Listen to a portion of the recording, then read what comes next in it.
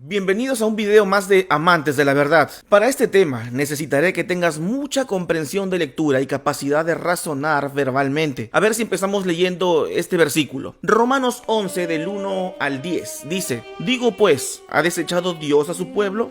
En ninguna manera, porque también soy israelita, de la descendencia de Abraham, de la tribu de Benjamín. Versículo 2.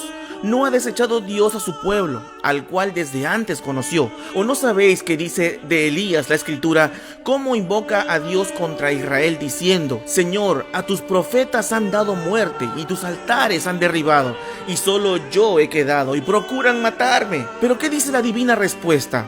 Me he reservado 7,000 hombres que no han doblado rodillas ante Baal. Así también aún en este tiempo ha quedado un remanente escogido por Dios, escogido por gracia. Versículo 7. ¿Qué pues? Lo que buscaba Israel no lo ha alcanzado, pero los escogidos sí lo han alcanzado, y los demás fueron endurecidos. Verso 8 dice: como está escrito, Dios les dio espíritu de estupor, ojos que no vean y oídos que no oigan, hasta el día de hoy. Versículo 10 dice: sean endurecidos sus ojos para que no vean, y agóbiales la espalda para siempre. Lo que acabamos de leer es muy importante porque define lo que Dios durante toda la historia humana ha afirmado: tener un pueblo que ama.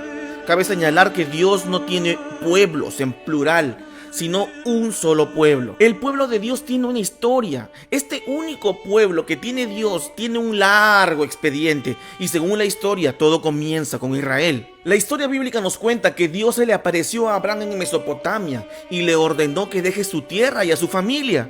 Dios le dijo que fuera a la tierra que él le mostraría, y que según Génesis 12, de donde estoy obteniendo esta historia, es la ciudad de Canaán.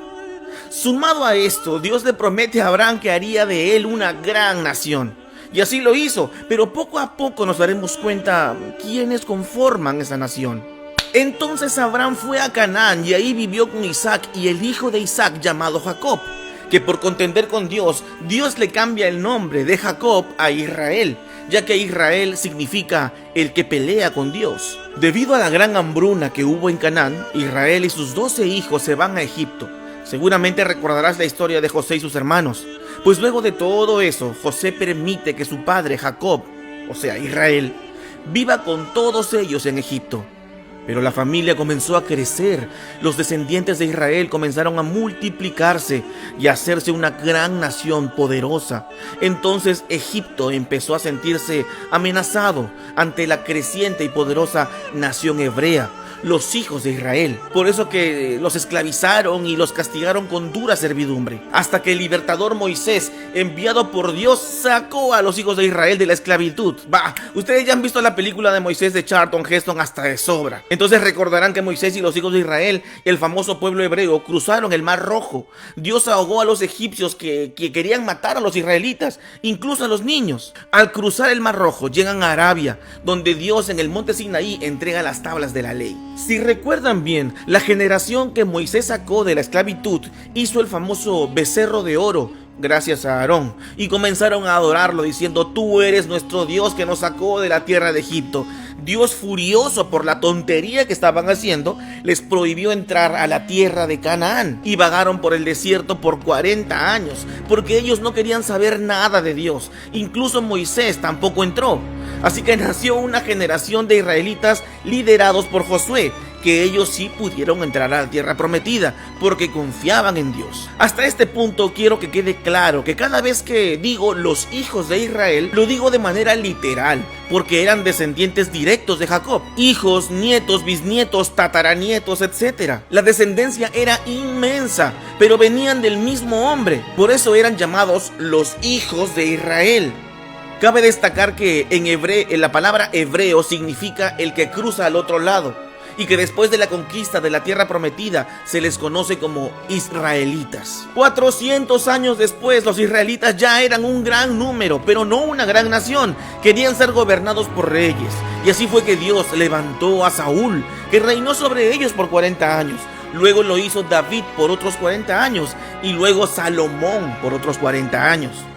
Debido a que Salomón, ya viejo, se apartó del Señor y empezó a pecar, comenzó a adorar a Astoret, Milcom y a otros dioses de sus 700 mujeres y 300 trampas, que en total hacían algo de 1000 mujeres para él, pues Dios rompió su reino y le dijo que 10 tribus de las 12 de Israel no serían gobernadas por él, sino que se las daría a Jeroboam. Ustedes deben recordar la historia, esto lo puedes ver en Primera de Reyes capítulo 11, es una historia bastante interesante. Cuando Salomón muere, queda en el trono su hijo Roboam. En una oportunidad, el pueblo de Israel vino a Roboam y le dijo: Roboam, tu papá Salomón nos trataba muy duramente, ¿podrías quitarnos esa dureza y el castigo con látigo?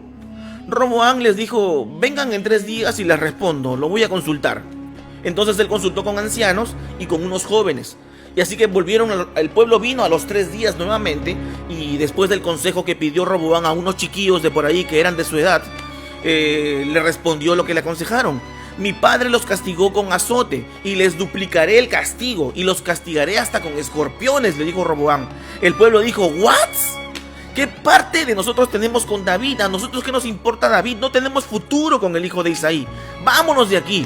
Y Roboam se quedó sin pueblo que gobernar. Pues su último intento de gobernar a Israel, Roboam envió a un agente a cobrar el tributo del país, obviamente, y los de Israel lo agarraron a piedras hasta matarlo. Creo que con ese mensaje le quedó bastante claro a Roboam que Israel no lo quería. De hecho, Israel, que son las 10 tribus, nombró como rey a Jeroboam. Y Roboam solo gobernó a los de la tribu de Judá y se convirtió en el primer rey de Judá. Y como ven, así quedó dividido el reino. Uno del norte llamado Israel, que no era gobernado por el linaje de David, sino por reyes malvados. Y el reino del sur, llamado Judá, que sí era gobernado por alguien del linaje de David, Roboam. El reino del norte, llamado Israel, tenía como capital la ciudad de Samaria. Y el reino del sur era llamado Judá y tenía como capital la ciudad de Jerusalén. Desde este punto verás que se conocen a los de Judá como judíos, desde Segunda de Reyes más o menos. Hasta aquí te va quedando claro el panorama de cómo más o menos funciona la historia. El reino de Israel era el reino más inquieto, el más malcriado, el más pecaminoso, contumaz, etc.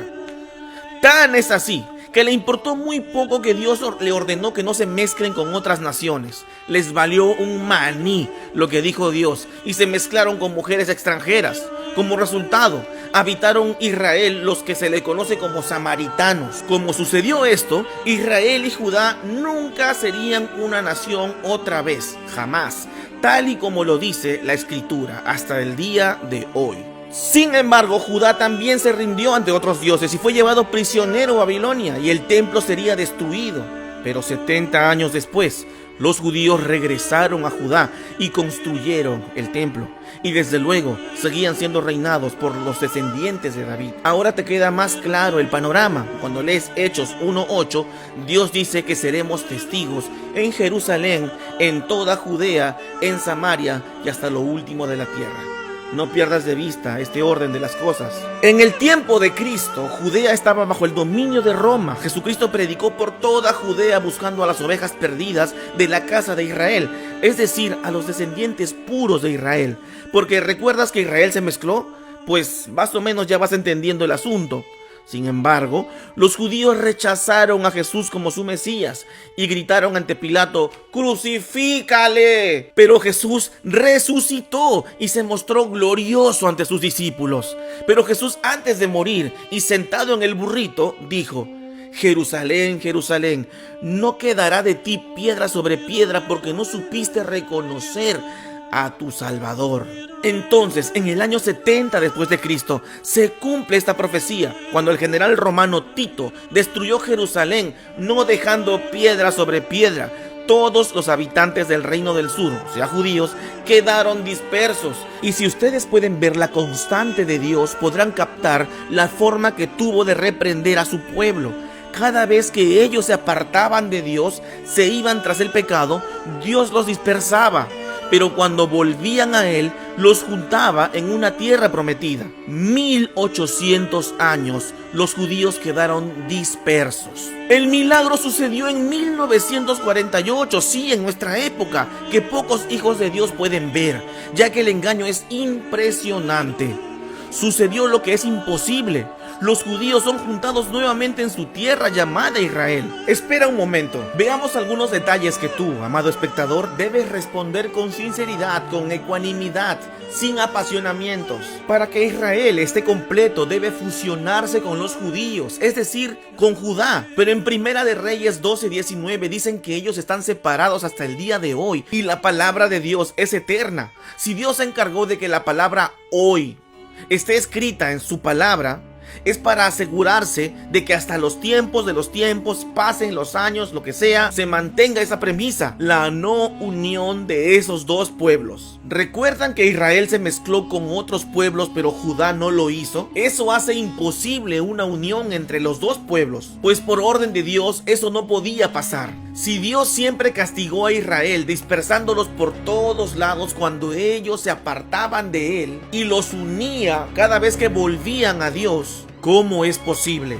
que hoy en día estén unidos si con solo ver las noticias nos damos cuenta que ellos están más apartados que nunca? Sin ir muy lejos, todos saben que ellos rechazan a Cristo, por ende rechazan al Padre, porque la Biblia dice que si tú rechazas a Cristo, también rechazas al Padre. ¿Vas entendiendo? ¿Cómo puede Dios contradecirse al unir a los hijos de Israel sin que estos hayan reconocido a Cristo? Recuerden que para Dios no reconocer al Hijo es no reconocer al Padre. Así ellos crean que sí reconocen al Padre, a eso Dios no le importa eso. La historia del único pueblo de Dios comienza a tomar forma. Podemos concluir fácilmente con todo lo que hemos leído hasta ahora que Dios eligió como pueblo a los descendientes de Jacob, es decir, a los hijos de Israel, que eran descendientes sanguíneos. Pero entonces, ¿ellos tenían la exclusividad? Pues sí, pero resulta que Dios con el tiempo quería salvar al hombre por medio de Cristo. Pero el ser humano no podía ser salvo si no formaba parte de su pueblo Israel. Entonces cabe la pregunta, ¿cómo los nuevos salvados podrían formar parte de Israel si no eran sanguíneos?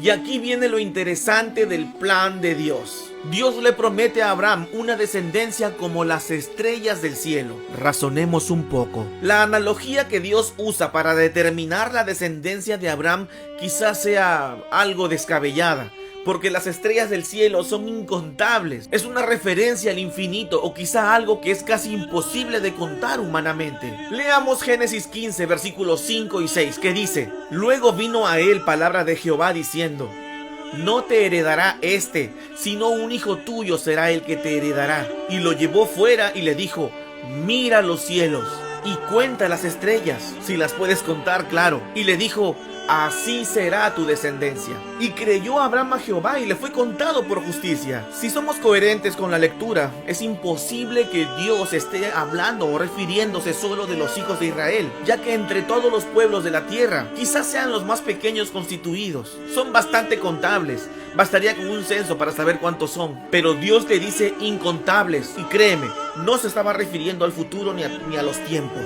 Eso es sencillo de deducir. Dios no estaba hablando solo de los hijos de Israel, sino de los hijos de Dios añadidos a los hijos de Israel. No por sangre, sino por fe. ¡Gloria a Dios! Abraham es conocido como el padre de la fe, por tan tremendas hazañas que hizo delante de Dios y su obediencia a ojos cerrados que describe Hebreos 11, al punto de matar a su propio hijo, con tal de agradar a Dios. Y Dios detuvo su mano para no lastimar al muchacho Isaac. Si Abraham es el padre de la fe, entonces todos los que nacieran en fe son hijos de Abraham. Por lo tanto, formaría parte de los hijos de Israel como adoptados, como injertos puestos en la base. Pero hasta este punto seguimos viendo que se trata de solo un pueblo, solo que lo conformarían varios agregados, los hijos sanguíneos y los hijos de fe, pero todos son hijos de Israel. Por eso Romanos 4:11 dice: y recibió la circuncisión como señal, o sea, Abraham, como sello de la justicia de la fe que tuvo aún estando incircunciso, para que fuese padre de todos los creyentes no circuncidados,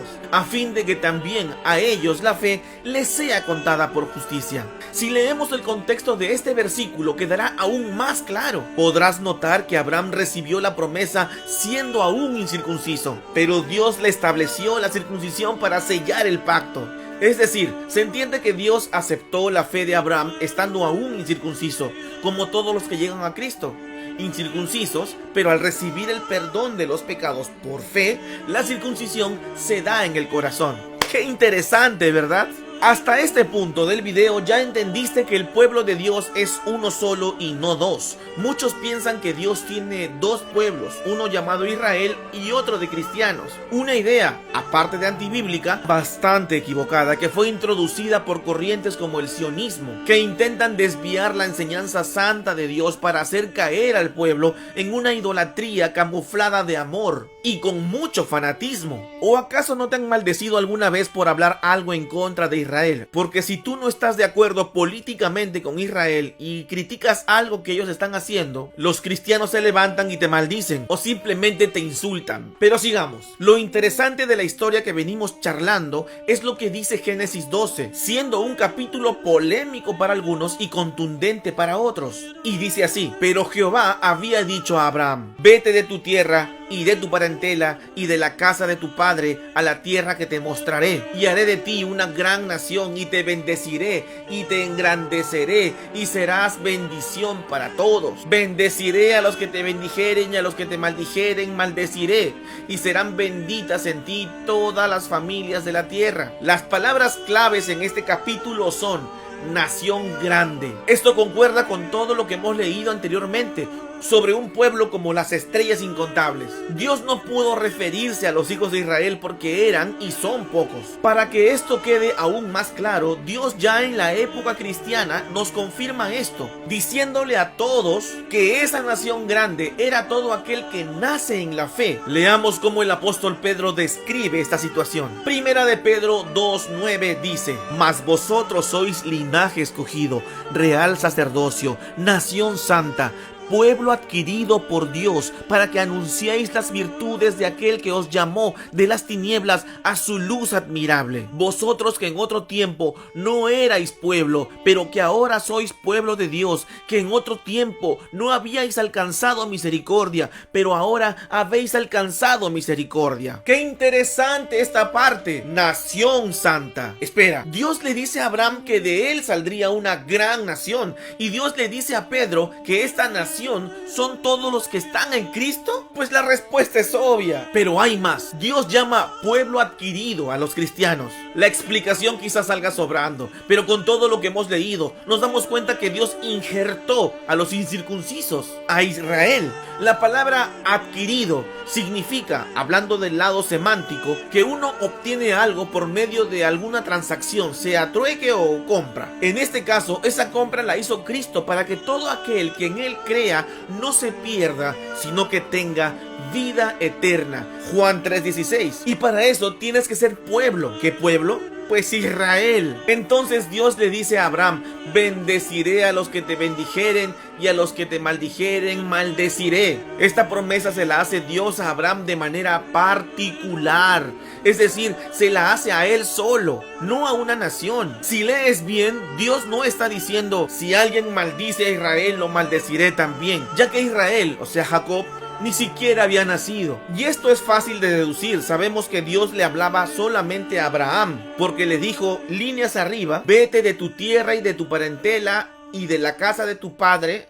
Le está diciendo a Abraham, a él está conversando. Luego le dice: bendeciré a los que te bendijeren, o sea, a Abraham, sigue siendo Abraham. Sin embargo, en el texto Dios hace la separación de dos circunstancias, pues dice: si alguien te maldice a ti, Abraham, yo lo maldeciré, pero serán benditas en ti todas las familias de la tierra. Si somos estrictos en la lectura y obviamente sabemos leer, Dios le dice a Abraham que serán benditas en un tiempo futuro, serán todas las familias de la tierra. Eso significa la palabra serán, futuro. Y cuando dice familias, no dice naciones. Sin embargo, el significado es implícito. En otras palabras, es obvio que se refiere a todas las demás naciones. Dios bendice a través de Abraham a todos, no solo a Israel, sino aún también a los de Irán, a los de Rusia, Afganistán, Siria, etc. Todas las familias de la tierra. ¿Por qué? Porque de cada país que existe, Dios siempre tiene un hijo y esa persona forma parte del pueblo. Dios no podría maldecir a un país hoy, pues existe aún un pueblo entre ellos. Antes, cuando Dios lo hacía, maldecía a un país, le pedía a sus hijos que habitaban en ese país que se vayan rápido de ahí, así como pasó con Lot. Por eso aquello de serán benditas en ti todas las familias de la tierra, es porque Cristo es la bendición para toda la tierra. Por eso muchos cristianos erradamente creen que Hugo Chávez murió por maldecir a Israel, y bíblicamente ya vimos que no. Cuando el expresidente Chávez profirió maldición desde sus entrañas, lo hizo refiriéndose al estado político de Israel, no contra el pueblo de Dios. En resumidas cuentas, lo que Chávez atacó fue al sistema opresor de ese país, que hasta el día de hoy ahorca a todos los países, incluyendo al tuyo. Incluso son responsables de todas las cosas terribles que pasan en Sudamérica y el mundo. Ellos son dueños del Banco Mundial, del Fondo Monetario Internacional, etc. Ya vimos que los de Judea eran llamados judíos y que descendían del linaje puro de los patriarcas. Pero hoy en día, el país de Israel, el estado político, no desciende de ese linaje. Por el contrario, es un país de muchísimas mezclas. Es casi imposible determinar que alguien descienda de los patriarcas. Pocos lo saben, y esos pocos judíos que saben que descienden de los patriarcas se mantienen firmes desde la antigüedad, generación tras generación. Y en el mismo territorio se encuentran los judíos puros y los judíos mezclados. De hecho, los gobernantes del estado también forman parte de esa mezcla. Tal y como vimos en este video, Israel, el reino del norte, se mezcló con otras naciones. Redondeando la idea, vemos que el Estado de Israel de nuestros días, con el pueblo de Israel, o sea, con los hijos de Israel legítimos que descienden del patriarca, son dos cosas completamente diferentes. Mientras en la antigüedad Israel era la nación conformada justamente por los descendientes del patriarca, hoy en día un grupo de multimillonarios, y hablo de hoy en la actualidad,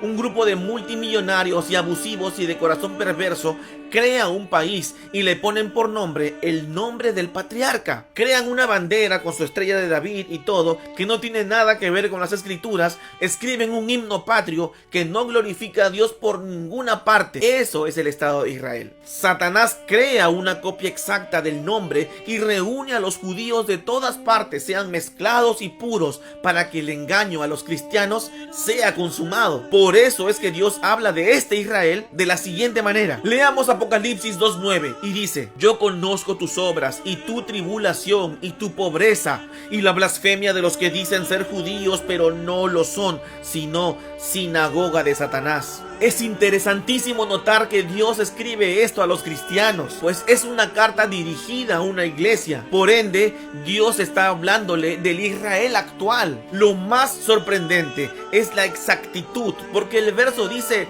sinagogas de Satanás, y los únicos que usan sinagogas son los judíos.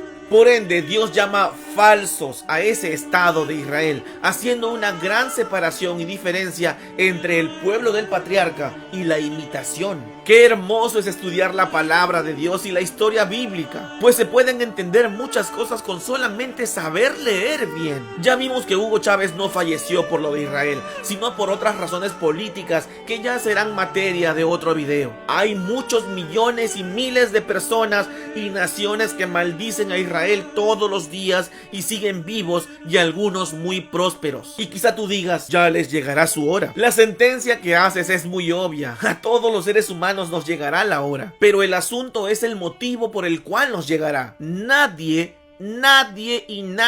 puede certificar que sea por decir cosas en contra de aquel país. En tal caso, y como ya vimos, hablar mal contra Israel involucraría también hablar mal contra los cristianos, porque es un solo pueblo. Así que antes de atacar a un cristiano, piénsalo muy bien. Lo que sí está muy claro es que no debemos maldecir a nadie. Maldecir no es bueno, ni a una hormiga, ni a un país. No está bien maldecir por ningún motivo. Entonces, en conclusión, el único pueblo de Israel tiene solo aquellos que están en Cristo, nadie más. Nadie puede ser pueblo sin Cristo, así sea judío o se haga llamar cristiano, sin serlo. Pero hay algo muy importante en el Nuevo Testamento que no debemos dejar pasar.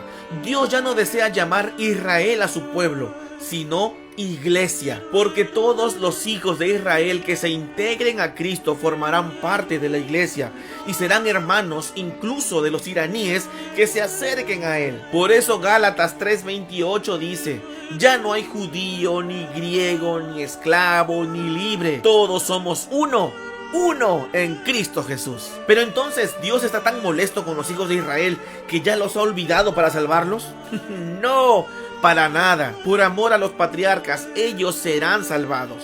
Y cuando dice serán, es porque serán en un futuro, aún no lo son.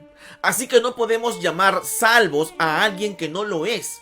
Y digo esto porque muchos dicen que Israel, el Estado de Israel, ya son salvos, así sean lo que sea, porque son pueblo. Y no. ¿Ahora ya entiendes lo que dice Romanos 11? Digo pues, ¿ha desechado Dios a su pueblo? En ninguna manera, porque también soy israelita de la descendencia de Abraham, de la tribu de Benjamín. ¿No ha desechado Dios a su pueblo, al cual desde antes conoció? ¿O no sabéis qué dice la escritura de Elías, cómo invoca a Dios contra Israel, diciendo: Señor, a tus profetas han dado muerte, y a tus altares han derribado, y solo yo he quedado, y aún procuran matarme? ¿Pero qué dice la divina respuesta? Me he reservado 7,000 hombres que no han doblado rodillas delante de Baal. Así también aún en este tiempo ha quedado un remanente escogido por gracia. Hermanos, ese pequeño remanente está esperando a ser salvado. Entonces, hermanos que ven este video, ya no existe Israel como pueblo, sino la iglesia. Y que Dios no ha olvidado a los hijos de Israel, su pueblo geográfico, por amor a los patriarcas. Pero Dios tiene un solo pueblo, su iglesia, uno solo. Y ya no quiere saber nada de Jerusalén, ni de Belén, ni nada de eso.